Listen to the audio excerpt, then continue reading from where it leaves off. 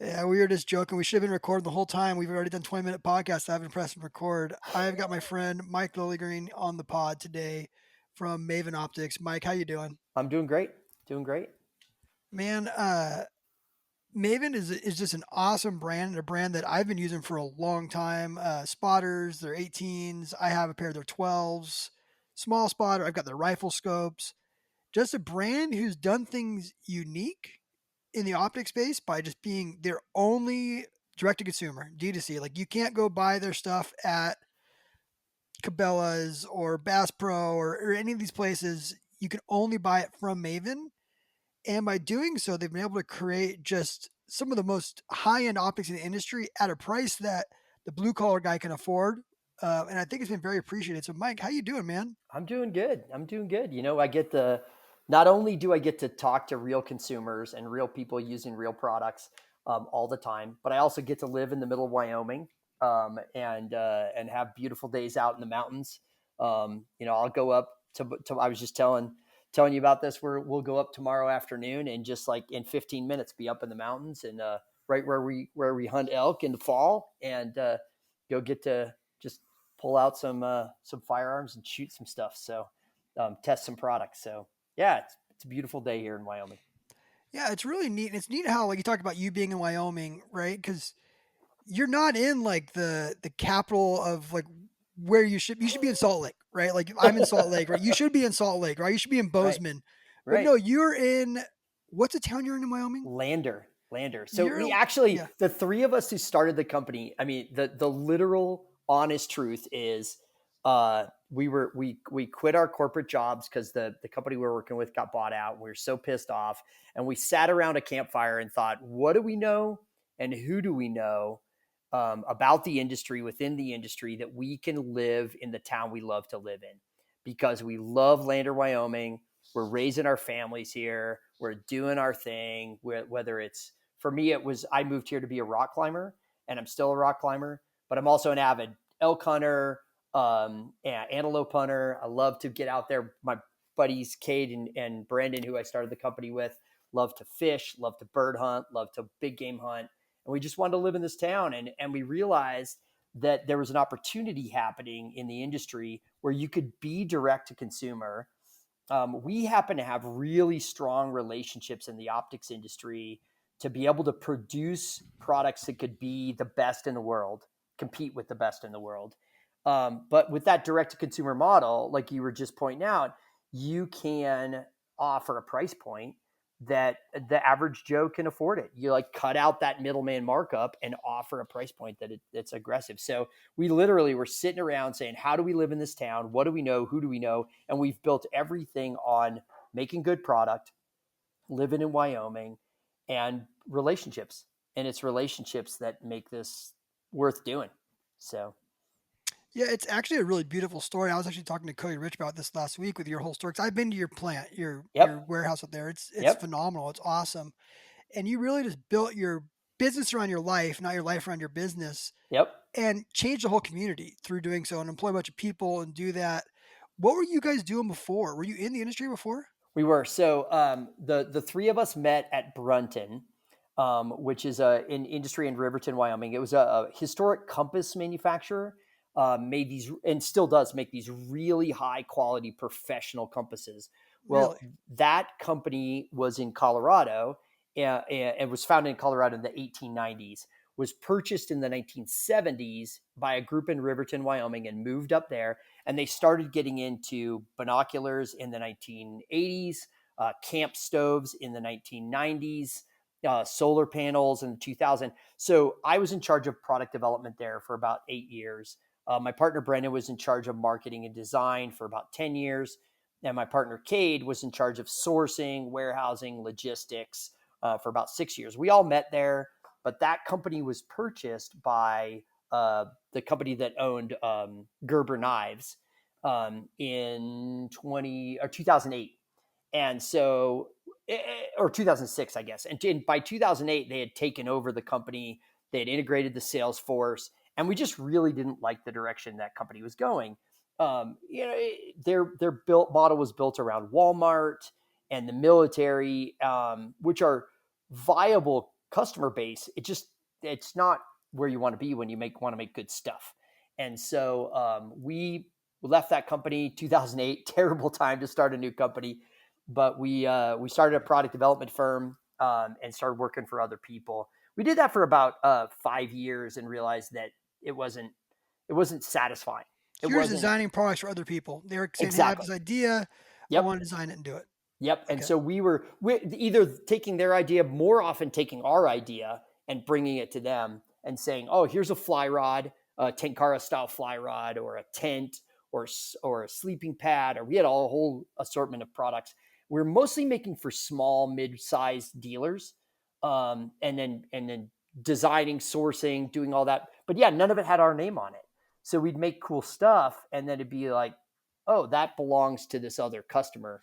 So yeah, it was we around 2013. In 2013, we realized that we had an opportunity. We could launch our own brand, and that's when we kicked into the Maven gig. So now it's been 12 years, and as you mentioned, we're at 22 people here. So it used to be like, how do we make a living and survive for us and our families? Now we have a really big family. We have a really nice building. We're a strong part of the Lander community, and that's what we want to maintain now. So Yeah, it's pretty awesome, and I can't believe it's, oh man, 2013. That's pretty quick.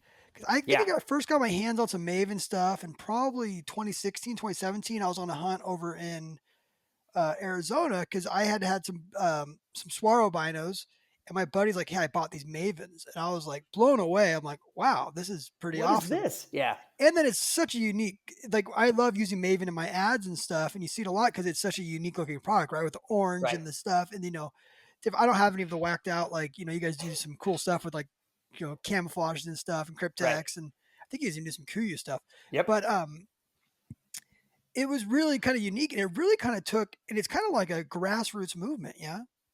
Yeah, we definitely. I mean, we decided early on, and the reason we use the term Maven, a Maven means a trusted influencer, an expert. We were using that in our business plan as we were starting up. We're like, how do we seed the market? How do we get people influence people? And we decided instead of going from the top down and going through big ad base magazines, retailers, we would start from the bottom up and work within the industry to have encourage people to use our product, and that we would word of mouth would be the secret to our exposure. And so yeah, it does start this little grassroots movement. We still do a lot of surveys with our new customers, and 70% of our new customers buy our product because they heard about it from somebody they know and trust, whether it's their hunting buddy or somebody they follow on Instagram. But we really don't want to be buying our ad position. We can't afford the kind of buy ads that someone like Swarovski can do. And so we're okay with that slow growth model. Like really, in the end, it's about supporting the industry, supporting our employees, supporting each other, and not worrying about being a billion. We don't need to be Vortex. We don't want to be Vortex. I mean, we've all seen where the direction of that company's gone. Great people, great product, or good product, but it it's they're so big. They're drinking their own Kool-Aid. They're swallowing themselves up. The same thing that happened to Bushnell 30 years ago. We don't want to do that. We just want to continue to be the niche product we are. We want to make stuff we're proud of. Yeah, it's actually really admirable because, like I look what I'm building right now, and I am going into some of these other markets. I am doing this stuff right. Okay. Like I'm growing, and I always say I do want to be a Vortex. I do want to be a Sig. I want that Great. recognition. Like it's Great. kind of where I want to be, like in the tripod space, right? But you Sure. guys have been so core. Like speak to that. Like what is it like? You guys have had a set of principles since the beginning Yeah. and haven't moved from them. Like it's just like Mhm. this is what we're gonna do. I guess you did go and you did make like a lower. I was you would have made an entry level product. That's You fair. diverted it that way. You made some entry level Yep. stuff because originally it was just like we're only gonna make the high end stuff, and Right. you guys did realize we need to make some entry level stuff as Yeah. well. But you Yep. guys have been real true to your values in that. Like you Yeah. have not gone, and like I know for a fact people are trying to get you guys to go into stores. Like I know Oh for my a God. fact. Like dude, I know that Shields would love to have you. Oh yeah. We've had Shields, Cabela's before they were bought by Bass Pro was really knocking on our door. I'm sure they will again. Um, and no, we've told every one of them to piss off. Like we've told them Yeah. just No, we're sticking to our values. You are right in that in the beginning, I mean, our value always has been to make product we're proud of. And in the beginning, that meant make the best we can. But we realized as people were coming, and we talked about this before we hit play on tape, but we do a lot of consumer shows. And we realized at those shows, we were telling a lot of people no, because they would come up, they'd say, show me your bino. We'd show them our 8x42 or 10x42, and it'd be $1,000. Well, $1,000 is still a lot of money, right? Yeah, it competes with a $2,000 optic, but it's a lot of money. And so they were like, well, I'm not ready for $1,000. And so we said, well, go buy something else Go buy and some come back. Diamondbacks. Right. Come back when you're ready. And that was a bad move. And so we realized that and launched our C series in 2000. Geez, you would think I would know that off the top of my head, but probably right around 2017. And we launched our C series. So we're looking at a $300, $400 price point, much more achievable. Still a great optic, still lifetime warranty, but it gives you an opportunity to step in something without having to pull the trigger at $1,000. It gets them into the brand, right? So Exactly. I know for a fact that I don't knock Vortex. I have Vortex in some of my rifles. I got their optics. And I know for a fact that the Vortex's core is the Diamondback binocular, which I think is a garbage binocular, but they say that's what they sell the most of, right? They sell hundreds of thousands of Vortex Diamondback binoculars every year. Yep. But now if I'm at Maven and I'm sending them over, hey, go buy a pair of Diamondbacks, come back to me, you know what they're going to buy next is a pair of Vipers. Exactly. Or and a pair of they're going to move to Razors, Razors. Yeah. So I've done that. I've got the Vortex Diamondbacks, I've got the Vipers, and I've got the Razors now, right? Yeah. Like, and you don't want to give them the chance to have that because once you get them into Maven, you want to give them that C series. They're probably going to upgrade because that's how optics work. That's why I always say the whole buy once cry once thing is very relevant in optics because you're going to buy a set of you're going to buy the C series, which is a great bino. Then you're going to come out and hunt with me, and I'm going to have my B1s. You're going to be like, holy smokes, these are like HD compared to these C's. Yeah, you're going to buy them, right? But at least if they had the Vortex Diamondbacks, they're probably going to go buy the Razors or the Vipers, not the B series, Absolutely. There's definitely brand loyalty in the industry. And especially if you can gain it, you can lose it. But if you have a good track record with that brand, you're going to keep going along. We are seeing more and more people move over to our brand that have had falters in that track record. So they've jumped onto a brand, they've moved along, and Vortex is a good example, but there's others. And they've gone on and they've had quality issues, they've had performance issues, or they go out like you just said, and they go out with their buddy and they say, "Oh crap, here's a whole different brand I can go with." But if you can get them on with your brand, you can keep them satisfied. You can, you not let them down. You're going to grow with them through their ages, through their pocketbooks, whatever growth you have. Yeah, I mean, and that's the truth too. Is people who buy Tricer now, they continue to buy Tricer, right? Like they're buying my bipods, they already have my tripod, right? And they have, and they're buying the new head because they have this, right? And then there might possibly be some really cool tripods coming maybe next year, and they're probably gonna buy that tripod because it's really cool. Right. There's loyalty there, right? And a lot of that comes from us being, well, I'm not saying our stuff doesn't break. We break stuff. People break. We sell, 10,000 tripods a year. We break some tripods. Things happen. Like I've had panheads bend, right? Like a guy emailed the other day, like, dude, my backpack was up in the top of my rafters in my garage and it fell off and I broke my panhead. And they're like, what do you want me to do? I'm like, send me a new panhead. Yeah. That's a customer for life. It cost me a panhead, sure. That guy, when he goes to buy, his kid a tripod, he's probably buying a Tricer because he knew that when his backpack fell off, or, we have guys run their stuff over. We got guys, I mean, you guys have done it. Like, I mean, I've seen my backpack, I've had my backpack roll off a hill and go for a 500-yard roll down a cliff, and mess some stuff up. Yeah. We have horses rolling over on top of horses. Gotta be terrible. Horses gotta be terrible. These things. Fires, four-wheelers. I mean, I got to tell you that there's a big core group of people who buy side-by-sides and four-wheelers who just should not own them because they can't not run over shit. But yeah, we back it up, send them a new one or repair it. A lot of our optics can be repaired in a way that you'd be surprised where they're not really disposable. Especially lens breakage but you bend a frame, you break a frame, obviously you roll a horse over on top of it. It's rarely going to survive. But yeah, you back them up. We do an unconditional lifetime warranty. I always say no questions asked, because I want to know the dumb stuff you did. I Mhm. also want to get better. So I want to learn and make sure we can make better things if we can. So Yeah, all the broken stuff still comes to my house. It's probably got to change because we're selling too much stuff. We're doing thousands of orders a month oh now. yeah.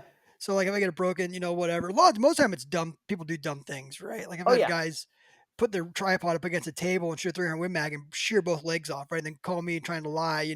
Right. Like, oh, my tripod broke. Let me see a picture, and it's sheared in half like a saw. And I'm like, did you put it up Right. against a table and shoot? Like, yeah. I was like, well, don't lie to me. Just tell me the truth, and I'll replace it. Well, I mean, I would say 90% of our stuff that breaks is just sheer someone Dumb did something shit. stupid.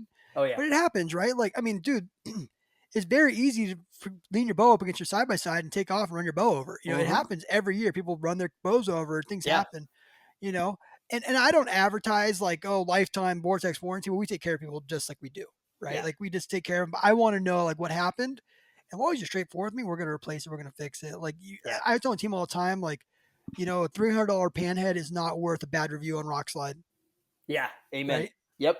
I mean, Yeah, we're right with you. Rifle scopes have got to be the worst though, oh, it because has to we've be. moved more and more into that industry. There are more uh more just dumb mistakes that people are doing, over cranking things, under cranking things, not understanding how to set up a firearm. We can't emphasize enough that if you're not an expert, just go see an expert. There are so many people out there that know how to mount a rifle scope. Go to your gun shop, have them help you mount your rifle scope, do it right. If you don't own a torque wrench, go on Amazon and buy a torque wrench. They're cheap. $40, dude. Get that Wilson Jeez. torque wrench, like the Wilson Exactly. screwdriver yellow wrench, or I even Right. got some other one here now that's like a red one that I got at Schwartzman's warehouse. Yeah. Man, I actually have videos on my YouTube. If anyone listening to this, you want to watch. I think I install my Maven scope on my rifle on YouTube. Yep. I put a video up for me how to do it. Go buy some levels, do it right, and torque it on there correctly. Right. But man, Mike, I'll tell you what. I hope I don't offend anybody listening to this. There are some stupid people in the world, Yes, and there those are are. typically the guys who are the loudest. Yep. Right? They're the ones who you have no idea how many guys get so upset. When we ship our tripods out, we ship them out inverted so they're folded over on themselves. Right. Yep. They can't get their So they go panhead to smaller. yeah, they can't get their panhead to attach to the hang hook Right. because the tripod's upside down, Right. right? Or they put it together totally backwards, or they pull things apart before listening, right? And then they'll go and bash you online, and you're like, did you know there's a set screw? Did you know there's this, right? Right. That's why you look at our new tripods and there's like 4 set screws. Yeah. Like we have set screws holding down the top cap now, 3 set screws coming up now. Oh, that's excellent. Just because we're just realizing that people just don't. We have to make it so, I don't want to say idiot proof. Sorry, everyone listening to this, but it's always the guys who, they go out to the range and they dial their scope all the way down to where it can't go anymore. Right to bottom. Yeah. So it's bottom, right? And they're trying to shoot and their scope's not tracking and it's not doing this stuff. And it's your fault they missed this animal. And it's just like, right. Man, like I can sight a scope in now in 5 rounds. I mean, Right. easily. You should be pretty damn near. I might be doing some little clicks after that, but like I can get you within 5 rounds, get you on. And I always, dude, a bore sight. Buy a bore sight. Buy a It's bore so sight. cheap. $10 on Amazon. Buy $10 on Amazon probably to buy one. Put it in there. Sight your gun in. Put it into your vise. Get it close, or even just put it onto a freaking bag. Get it close on the fence in the yard. Go to the range. Shoot one at 25 yards. Make a couple adjustments. Go to 100, and you're bringing it in probably within a 6-inch circle. Bring it down. You're right there. Yep. But man, it's so fast. It's But so fast. But if you don't know how to bore sight, if you don't know how to mount a scope, just go talk to someone who does. Yeah. Like there's plenty of people out there. There's plenty of YouTube videos like yours that you can go on and learn quickly how to do it correctly instead of just trying to wing it, tightening by feel. Yeah. No, it is unfortunate. And it is shocking how I go to the range often. When they go to the range, I'll take time and sight someone's gun in for them because I see them there and they're spinning this. They cannot figure it out. They're going the wrong way. They're going opposites. They're going right. And it's just like, hey, let's bring you in close, 25 yards first. Yep. Because these guys are in the range 300 yards can't hit the target. Well, yeah, because you need to get yourself 25 yards first. Right. Get yourself dialed in close. And then do it. It's not that hard once you do it. I mean, honestly, go get a pellet gun and do a pellet gun.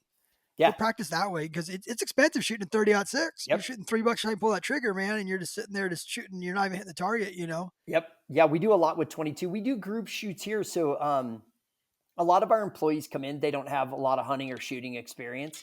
So it's a big team building thing for us to all go out to the range. I mean, the range is a mile down the road. We have a key. We can drop in there off hours. And so going down there, get them comfortable with firearms, and then getting comfortable with the mounting and sighting and process. And we, of course, do a lot of that for customers here, but it's great for our staff. And, one of our guys, Alan, started out on helping us with our golf business, but that man has killed more animals in the last 2 years than probably half the rest of the company combined. He is so on board, and it was all just about getting a chance to get out there and try it. And of course we live in the heartland of it. So, I mean, you've come out here for an antelope hunt.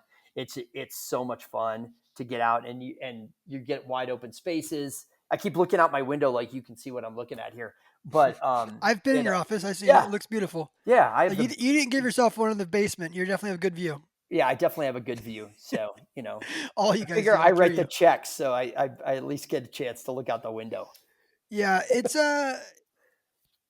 neat, man. I love what you guys are doing. We should talk about the rifle scopes because I think like your RS1 really kind of took the industry by storm, right? Like I always joke around that Rock Slide is like I have a love-hate relationship with them because right now my bipod's blowing up on there, but man, they could find a way just to tear you apart. Oh, like they're pretty pissed off about me not putting. I have panning in my bipod. They don't want panning, so there's a whole thread about that. Right. They're very armchair quarterbacky over there. Oh yeah. But man, like those guys on Rock Slide, like they're the reason why I'm running RS 1.2. You can't when they come in stock. Rock Slide has a thread saying, "Hey, they're in stock. Go buy them," and they're buying you guys out. Oh my gosh. So we launched our original RS1. I mean, the reason it's called RS1 is because it's rifle scope number 1. And so we originally launched the RS1. That was our first rifle scope that came out. It was a 2.5 to 15 by 44, 30 mil tube, workhorse of a rifle scope, but it was capped turrets, right? Mm-hmm. And so, cause we're hunters, like we weren't dialing to shoot. So we're capped turrets. We love it. I still what I run on my hunting rifle. But at the urge of a lot of our avid customers, including some guys on Rock Slide, we launched that same scope with an adjustable turret or with an exposed turret, exposed elevation turret, still capped windage. And to be honest, like we also have a love-hate relationship with those guys on Rock Slide because on one hand, on the main hand, they are real users. They are 100%. Guys that really use every freaking day, all the time, and really hard. So you should listen to them. But like any real user, they have very strong opinions. And they have very strong opinions on some of the niche columns that can be right or can be wrong. It doesn't really matter. Like it really doesn't matter whether you shoot MOA or mil. It doesn't matter. They're both awesome. But if you love mil, you love mil. And those those guys love mil. And so we sell out of the mil version of that RS 1.2, and we still have MOA sitting in stock. I'm an MOA guy. That's the language I speak. And hell yeah, that's great. Now on my 6.5 Creedmoor and now on my 7 PRC, I have the MOA version. It's easy for me to get. But anyway, we built that exposed turret version, and Rock Slide guys, of course, did their at the time actually fairly unsystematic. Now it's fairly systematic. Extreme drop test. Yeah. Anybody who drops their gun like that is one of those aforementioned idiots that doesn't take care of their product. That being said, it's nice that a product passes the idiot-proof test. And those of us who will fall down occasionally when we walk around, myself included, are glad to have a very durable product that that can live up to that test. Yeah, so, I think it won the drop test. I mean, it was like the best.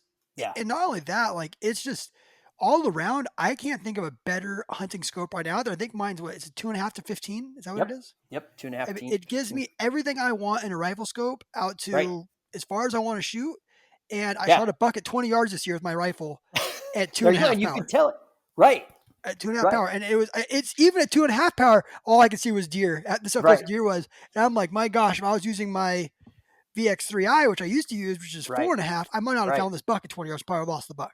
Yeah, for sure. And that's the thing is that a lot of, it's great out to 1,000, 1,500 yards, depending on what you're shooting, which is more than most people should ever, way Mhm. more than most people should ever hunt. It's all the scope you need. But to have that opportunity at 2.5, if you, especially being an elk hunter, getting into the dense timber out here, Mhm. I keep mine on 6 all the time as I'm walking around. But as soon as I walk into the timber, I drop it to 2.5. And it's great to be able to see the amount of light that thing brings in is insane. It's like Oh, cheap. it's phenomenal. I almost never use the red dot on it. I don't Yeah, know. People love that. I I don't would never either. even think to turn it on. Like I would never think Yeah, to turn it on. I don't know. yeah, I don't either. It has a red I dot in there. I Yep. don't use that, but I do. I keep mine on 2.5. But what I do with mine is I set my guns in 100 yards now, and I keep my Hmm. turret at like 2. Oh, okay. So you're always set for a 200-yard shot. So except for like a 250-yard shot. That way, Yeah. like 'cause stuff happens, right? And you panic, Right. right? Right. Yeah, you're still in the realm. Still in the Yeah. realm. I'm right there. Get it done. Especially on an elk. I'm probably got 300 yards of that and still good to go. Yeah. I sight mine in I shoot at 100 yards, but I sight mine in high, so I'm sighting in at a 200 yard.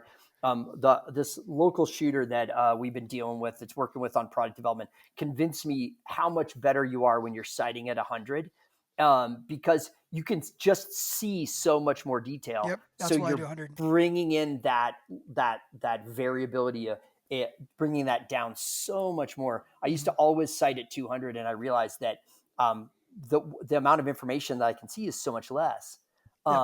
that you gain that advantage. But I just aim high. I know my ballistics, so I just sight it in at a higher point. So I'm still sighted at 200. But it's again, it's just like the MOA versus MRAD. There's no right way to There's do no it. right way to do it. So Yeah, like all my kids' guns, like pretty much every rifle up until the last couple of years, I sighted in at 200. So all my kids' guns, like partners' guns, are yeah, actually I sight them in at 100, then I bring them up whatever inch and three 2 inches or quarters, whatever right? it Which is. Yeah. is seven MOA. Right now I'm trying to Hmm. do mil rads. I don't know because I started doing PRS, and it's a cool thing to do.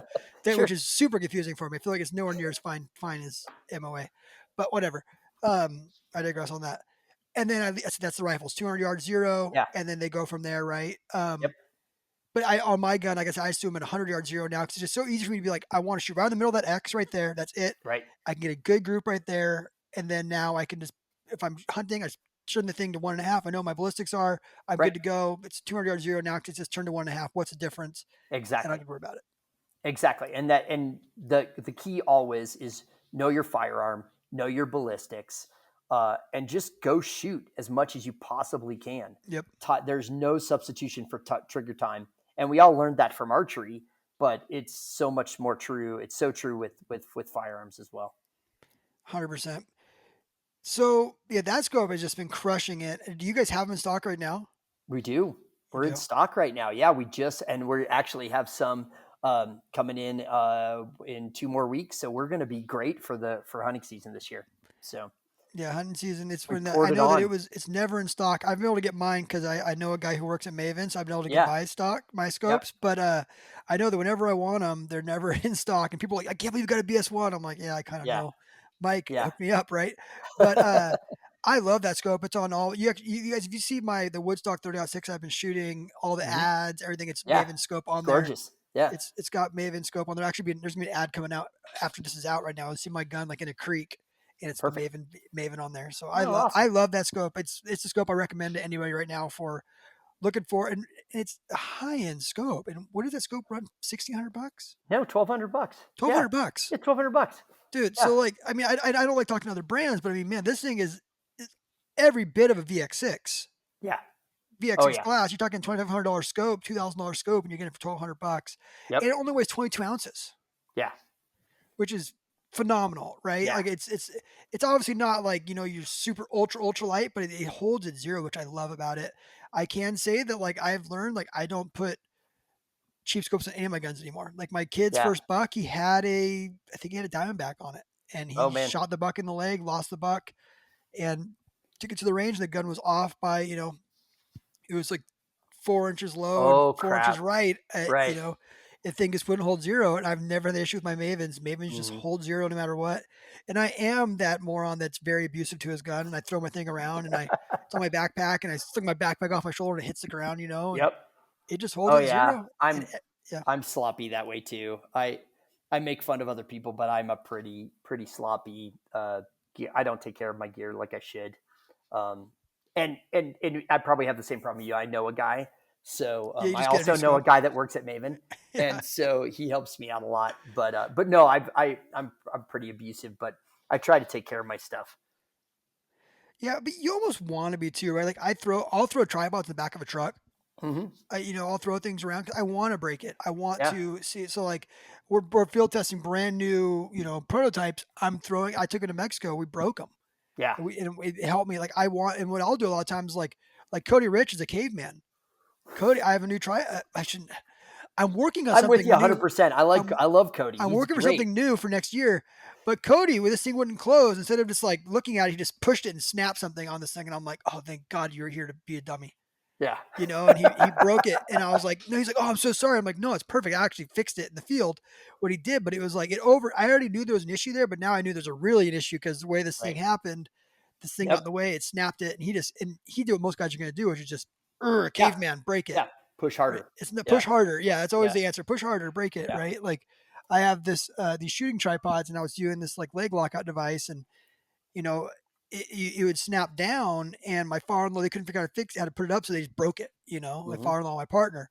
And they're like, I'm so sorry. I know. And I was like, no, it's perfect. And now the design is completely different. It doesn't drop down at all. It's on roller bearings and the problem is solved. And the problem But fixed. Yeah. it just took it. You want people breaking your stuff. You want it, Totally. you want to break it before it goes to market because if you don't break it, it's going to get broken in the field by somebody. Someone's going to Absolutely. break it.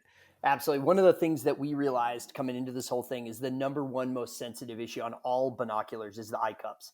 I mean, everybody, that's the piece that's out there. It's the piece dangling out. And so we made our eye cups removable from the get-go. And so they're user swappable. We can repair some of them in-house, but we mostly, if someone comes up to say, hey, an eye cup won't come up, won't go down, great, send you a new pair. And we've actually gone through 2-3 generations of improved designs just in line, all threaded, all completely compatible. From the user perspective, no real difference. A little different resistance, so they like them a little more. But overall, we just made that a user serviceable, user replaceable part because every single binocular, the eye cups are what's going to fail. You can take care of it. You can rinse them. I mean, they're waterproof. Like rinse them underwater, move them around, get that grit and dirt out of there. But sooner or later, if you're a real user, you're going to have eye cup failures. Great, they come right off. We'll get you some new ones. So, that's how I learned that my eyes are going out. I mean, I do love wearing reading glasses now, but I mm-hmm. am a fully extended eye cup guy, and I wasn't 5 years ago. Ah, Like I have to have them extended now for my eyes to work behind every interesting. bino. I don't That's know. funny. I don't know if it's my eyes are going out. It has to be because Yep. now I have to wear glasses too. Like I had to go buy Oh some yeah. reading glasses in Hawaii because I wear progressives now, so I have to wear them to hunt because I can't see that ridge line clearly.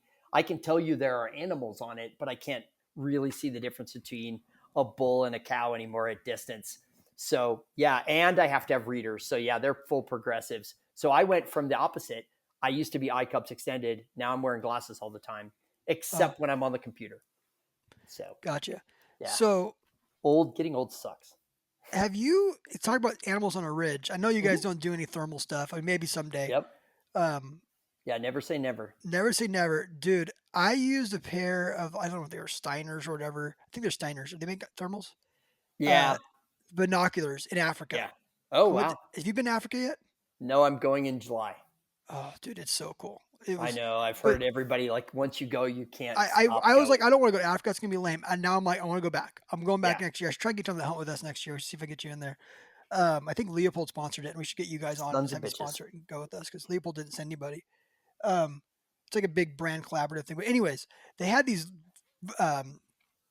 thermal binoculars, and you would look up at a hillside. It's like cheating. Oh yeah, it Dude, is cheating. Yes, it is which cheating. is why it's illegal in many states. Literally, in most states. I'm like, holy crap! There's that many animals. So then you'd see you'd see their thermal image. It only works in the morning and the afternoon because in the day it gets too Right. hot. It has because it's differentials. Yeah, Yeah. you get the rocks hot and everything. Yeah. But it's like you'd see 20 animals where the average guy with a pair of binos might see 1 or 2. Right. It was Right. cool. And I was like, oh man, I wish this was for coos deer hunting. Like it would be phenomenal. And I don't know. I know in Mexico you can get away with a lot more stuff. I'm just curious. I know that you can't bring a thermal rifle scope down. I'm curious if I can bring down thermal binoculars because man, like, dude, I can't tell you.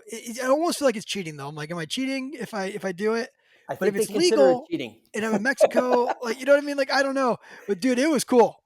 It Yeah. was cool. Drugs are legal in Mexico too, so you can do whatever you want down there. Yeah, drugs are legal down there. They do a ton of those, don't they? Yeah.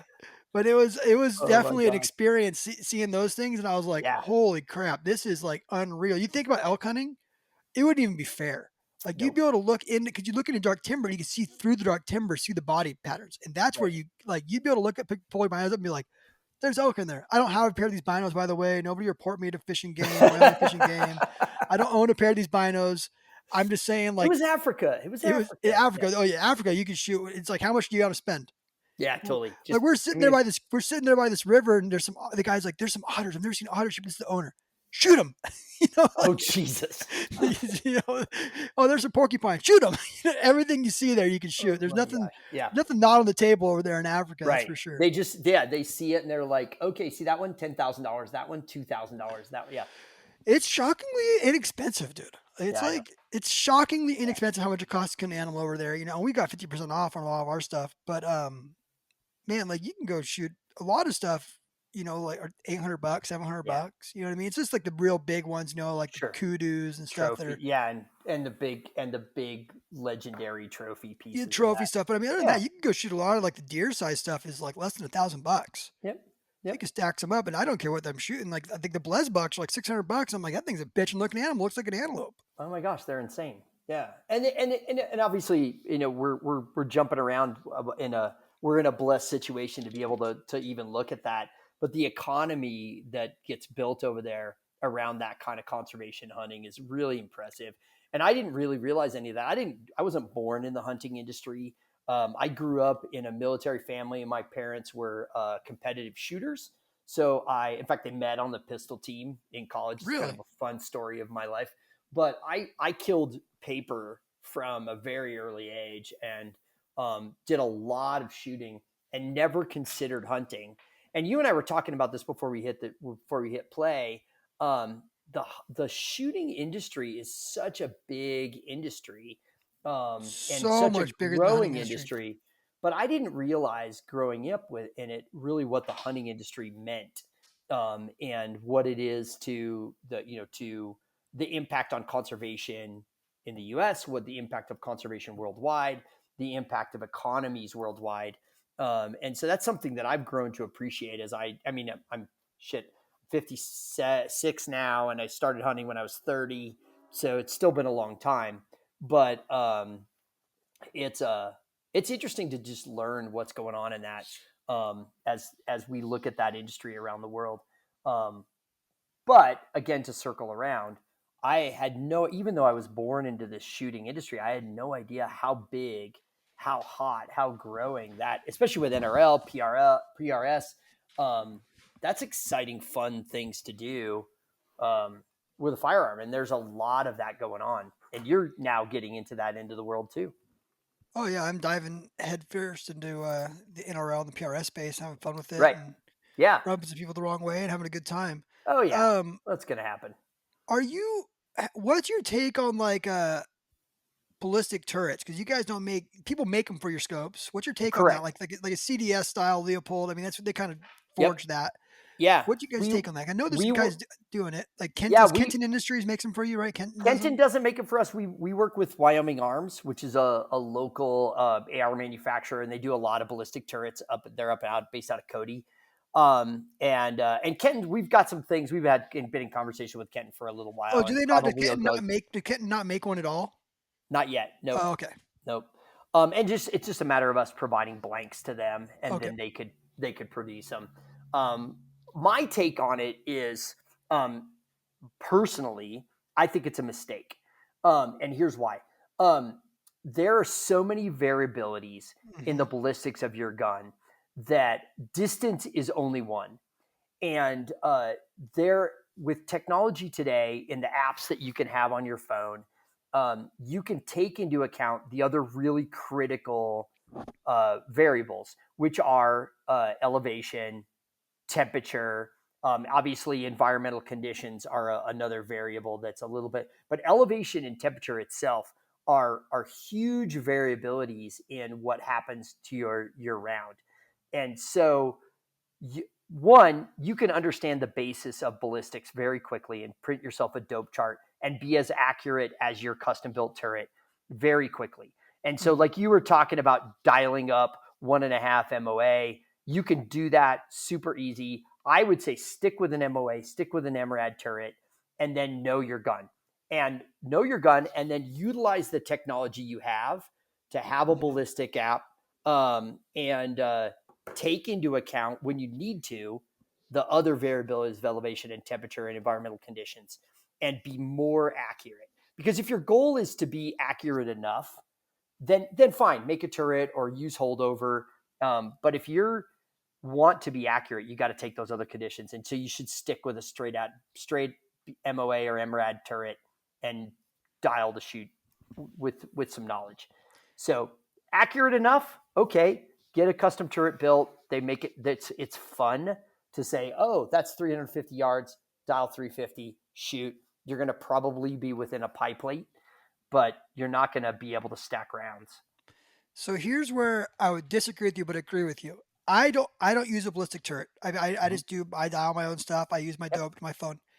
But now my two partners, Paul and Brock, they just pulled their gun out. I built their gun for them, built the turret for them. They went to Mexico. They saw deer 340 yards. You would have thought they were American sniper. Oh, I dialed 340. I shot this deer. Done. But if I would have said like, here's an app, they would have been like, what? And same thing with my kids. Same thing with my kids, right? So like, we're shooting 308s. So, it's funny. I treat my partners like my sons. They both shoot 308s. They all shoot the same. They all shoot the same load. I hand load up for all of 160 acre and TTSX. It's like a 450 yard rifle. So in that range, the ballistic turret really set their guns at 5,000 elevation. It's kind of like right there in the middle. It's pretty much in that range. It's not going to matter, right? It's going to kill the animal. It's going to get it done. Good enough, exactly. And that's where I like it for that entry level guy who's like already barely sight their gun in. If you can get it set up, but there is some stuff involved with having to get your velocities and everything still to get that thing done. Right. But without you coaching them, without you loading for them, they wouldn't have the capacity to do that. Yeah, the problem is if I would have done it, they would have just been holding over and injuring animals all over the place, and I'd be paying for coups in Mexico. So I just built them the turret. Built them the turret, took them shooting, and they're like, "Oh, I'm a freak! I'm American sniper now." And they're doing it. So it does make it easy from like that sense for the kids, right? It makes it great for my kids to be like, "Hey, it gets them dialing. I can say 375. They dial 375, right?" It just makes it a little bit easier as they're learning it, right? And then, but I do think that as an entry level, it's good. I do think you should graduate to another turret, because once you get yourself like a Garmin GPS, and you can start switching between ammo as well. You're not locked. You can start looking at your, you start getting into kestrels and stuff, right? You start realizing like, oh my gosh, barometric pressure. You might see a whole MOA difference at 1,000 yards between 6 a.m. or 7 a.m. and 1 p.m. 100%. It totally different. Right. Because you start reading, and that's 10 inches at 1,000 yards. 10 inches exactly 10 inches. So that's where like I said, out to 400 or 500 yards, those turrets are great. It does the trick. And I can put it on your gun, get you velocity, and you're going to go hunting, right? Go hunting, do your thing. That's fair. And we might as well make it fun. We might as well make it's accurate enough. It's fun. It gives a sense of dialing, satisfaction. Well, it gets you a sense of dialing, absolutely, and you get the confidence that you can make it work. That's what you want to do with a kid. That's what you want to do with somebody who's new to dialing, is give them that confidence. So yeah, I'd agree with you on that.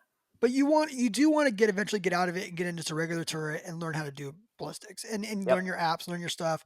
I mean, even dude, like I'm taking classes on kestrels. I mean, kestrels a whole other level, figuring those things out and learning it. And it's because you have to realize too, like if you're only using an app and you set it up for 70 degrees and you get out and you get into, you need to have your barometrics in there. You need to have all that stuff in there with your elevation, your air densities, all that stuff, because it's going to change. So you need to make sure whatever app you're using reflects that, right? Like an Applied Ballistics is going to do that. It's going to give you everything you need from wherever you are with the GPS coordinate and the weather call. Yep. And then and then later you integrate, like you said, your kestrel. So you're starting to bring wind at like point specific barometric pressure and temperature. Then it becomes a big deal. But you're right, at under 400, under 500 yards, that variability is still there, but it's manageable. Yeah. Yeah. So I do want to talk about other things besides rifle scopes. We're doing a whole rifle scope podcast. Eh. I went to the whole 30-06 thing last year. Yep. I feel like I have to try really hard shooting animal past 400 yards. What's your take on that? Oh, I'm with you 100%. I've been shooting a 30-06 since I started hunting, and I also I'm really challenged to take a shot beyond 500 yards. To find an animal at that distance, it's hard to find one well, that far. Absolutely. And I'm just not, I shoot the shit out of that thing and I'm not confident enough. Now I've been getting really into backcountry hunting. So I've been hiking that thing in there and I love my 30-06. My brother's a gunsmith. He built it for me. I love that gun. I'm super confident with it, but it's not light. And so I just got a new Weatherby Carbon 7 PRC. So I'm excited. It's a wicked rifle. It's a wicked rifle. Is it the folding chassis? No, it's not the folding chassis, but it does have a carbon stock. And so it's literally leaning on my corner right over there because I haven't even shot it yet. But I'm excited to move on to that because I'm going to save myself about 4 pounds of hike in weight. Oh, geez. Which is really valuable to me. Because I want to get into the backcountry further and further away. I'm a little bit older. I'm getting a little more irritated by people. And so, just excited to go shoot that. So I'm breaking my 30-06 trend. I hope my brother's not listening to this.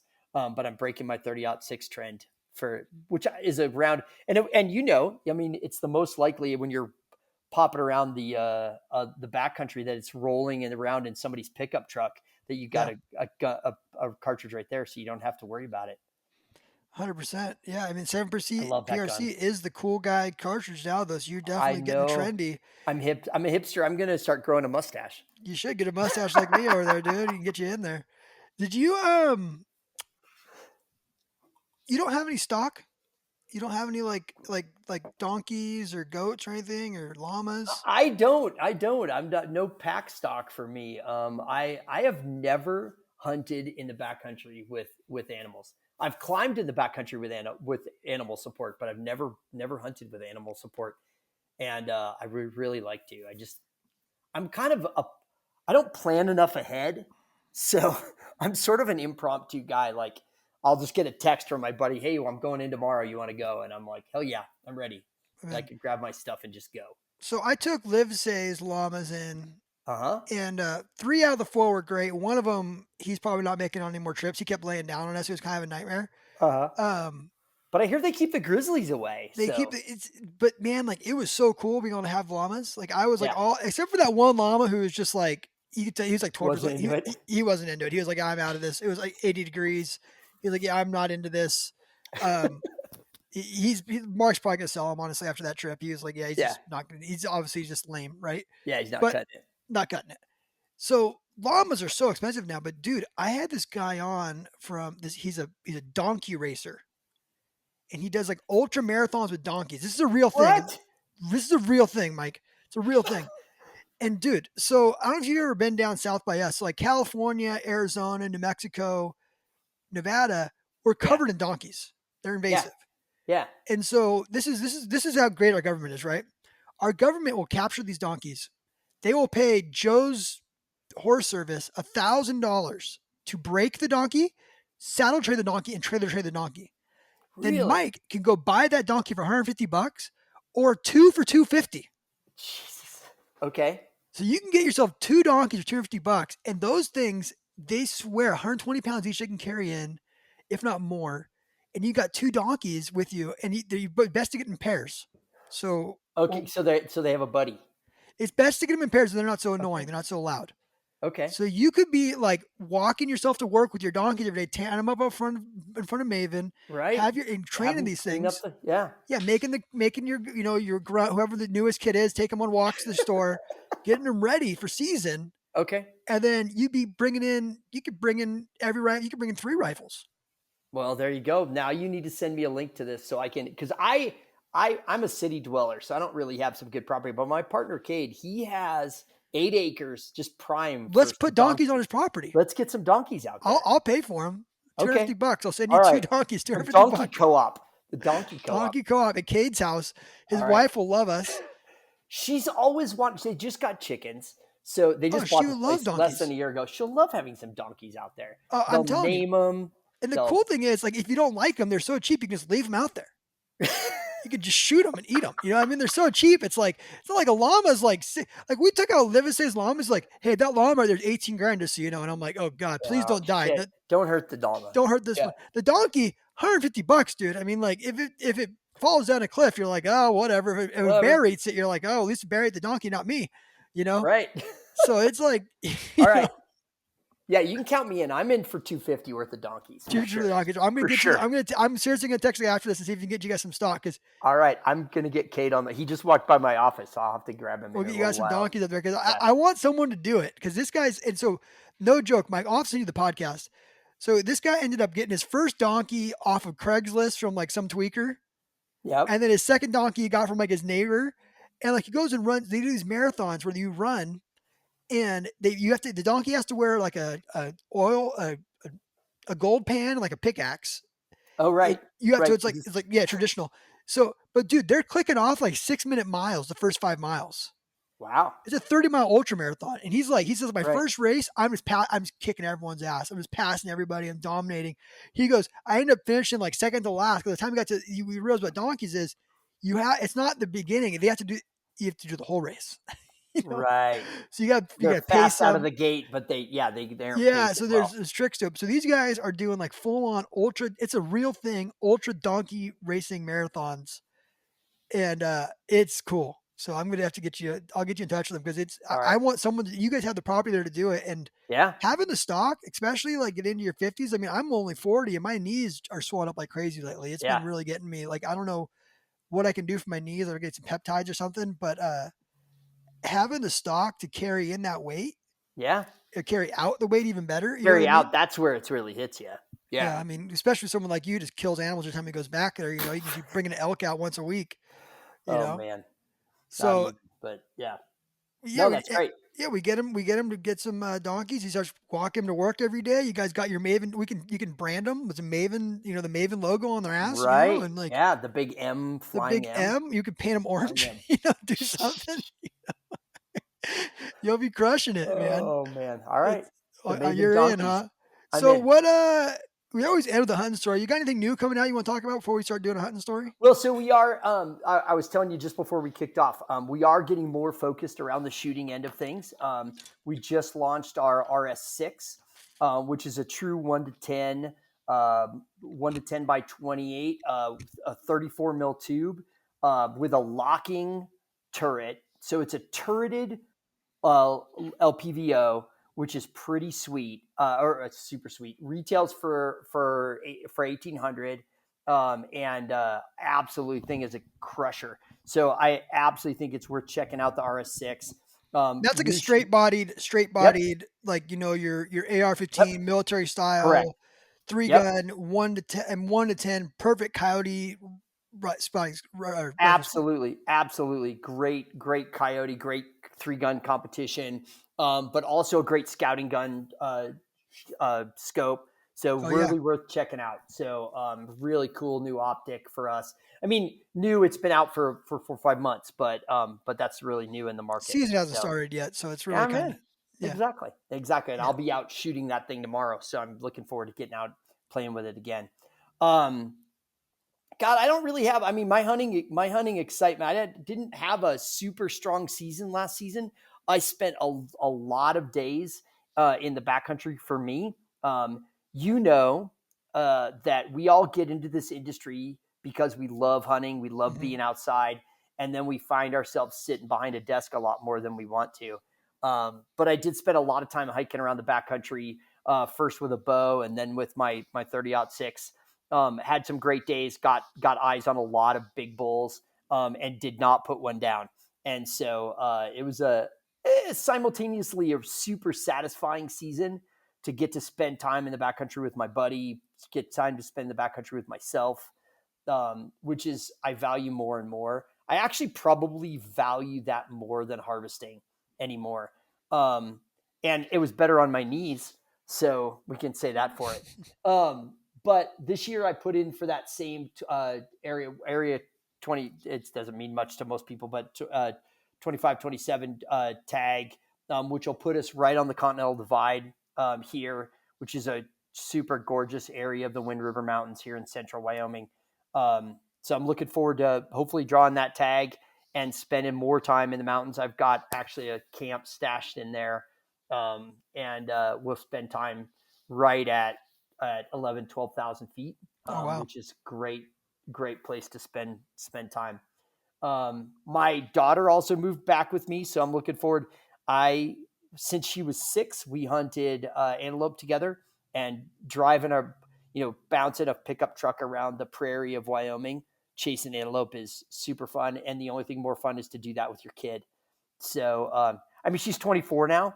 So, but I'm looking forward to just spending time in a pickup truck with her, chasing speed goats around, which is maybe actually my favorite way to hunt, the favorite antelope to hunt, or favorite animal to hunt. So yeah, kind of a sad story to end your podcast with, but Well, no, you guys do talk about too, talk about conservation. You guys are a huge part of the one shot up there too, right? we are. What's one shot? So the one shot is a really interesting 80-year-old event here in Lander. It was founded as a competition between Wyoming and Colorado for antelope hunting. And basically the competition is this. It's evolved obviously in 80 years, but we have 9 teams of 3 that come up here and buy tags. They're dedicated tags for the event, but they still pay for them. I mean, by teams, you mean like the governor of Wyoming? Yes, that the governor of Wyoming is a big deal. Leads one of the teams, and so he shoots with a local hunter, and then he picks a hunter, and basically you divide up these teams, and you head out. And rule number 1, you have to ethically harvest an antelope with one shot. If it takes you more than one shot to ethically harvest, that's a no. That's a fail. Rule number 2 is if your team is one of the teams that harvests 3 antelope, then it's done for time. And so, and rarely do 2 teams harvest 3 antelope because there's a lot of pressure in trying to shoot an antelope with one shot quickly. But yeah, so it's a big economic boom for our county, for our town. It's a great opportunity to spend time with people in the industry. And the governor specifically of Wyoming gets a chance to compete. He's the only guy that gets to compete more than once. So everybody else just gets one chance. Although we invite all of our past shooters to come back and spend time, and they get a chance to go out and antelope hunt again. I know when I was in your office, you had it like, oh, that's a governor's antelope skull right there. Yeah. I was sitting there. So Maven, we actually, I don't know if you know this, but we put our team together in 2019, and so we got a chance to compete, and we are the current record holders for time. I didn't know this. I want to hear it. Yeah, we shot 3 antelope in 16 minutes. So my partner Brendan shot his in under a minute. He was set up thanks to some good optics. He was able to see this antelope in the dark. So he was able to set up and wait for shooting light and shoot it immediately. My partner Cade was able to get on an antelope that had already been, his opponent had tried to shoot one, had missed. So he had to immediately jump into action and was able to harvest his in 5 minutes. And I was the slow poke. It took me 10 whole minutes, but I was also a second shooter. So my opponent shot his. So then the clock started shooting for me, and I was able to chase myself into position, get on another group, and shoot one in 10 minutes. Really? So, and I didn't have any idea my buddies had done such a great job. So, so you're not with your team. You're out. You spend time with the competitor. So you're out there with a competition team, and and we're in Wyoming, so there's no cell service. So nobody knows what's going on until the afternoon when you all. So you got to like flip a coin, like who gets to go first then? Yep. They draw your name out of a hat. So, and I don't know whether it's better to go first or second. I think it's better to probably go first if you have a good guide. I've been guiding for the last 3 years, and so that's a way harder, high pressure event. You got to get someone on an antelope at first light. That's hard to do. It's a little less competitive for size. I mean, that monster that you got last year, we're going after, respectable bucks. They have to be a buck. Has to be a 2 point. Yeah, it has to be a 2 point. Yeah, exactly. I've never put it that way, but I might start doing that. Yeah, it's just, as long as it's a good 2-point. Long as They're it's all two good point. 2-points. Yep. As long as it's got black cheap patches. I mean, there's been ones that have shot that are good 2 Stinkers. inches, but yeah. Yeah, it's a fun event. It's a good social event. It raises money for a conservation organization called Water for Wildlife, which puts the water is the number one rarest commodity in this region. So it helps put water tanks and water drinking areas out all around the region. So from in Wyoming, Utah, Colorado, New Mexico, there have been water projects all throughout. And so raises a lot of money for that, which is great. An average water project costs $5,000-$10,000. So they're expensive to put in. That's awesome. Well, you guys, I know we didn't talk a bunch about their spotting scopes or binoculars, but that's really what they're known for. And then now the rifle Yeah. scopes has taken off. I hope everyone listening to this gets to realize you're talking to the owner of Maven, and that when you call Maven, you're getting the owners, and they are hunters. They are dudes who are just doing it right, keeping their business inland, Wyoming. And I'm just so happy to be working with Maven, having them sell my stuff, and to become friends with Mike and these guys up there. Mike, where can we find you guys? Yeah, you can find us at mavenbuilt.com or obviously on all the social medias with Maven Built. So come check us out. You cannot go wrong with Maven. I'm a big fan. Mike, thank you so much for having me on, My pleasure. coming on my podcast, whatever I did. Oh yeah, I appreciate it. Thanks, Drew. Thank you. All right.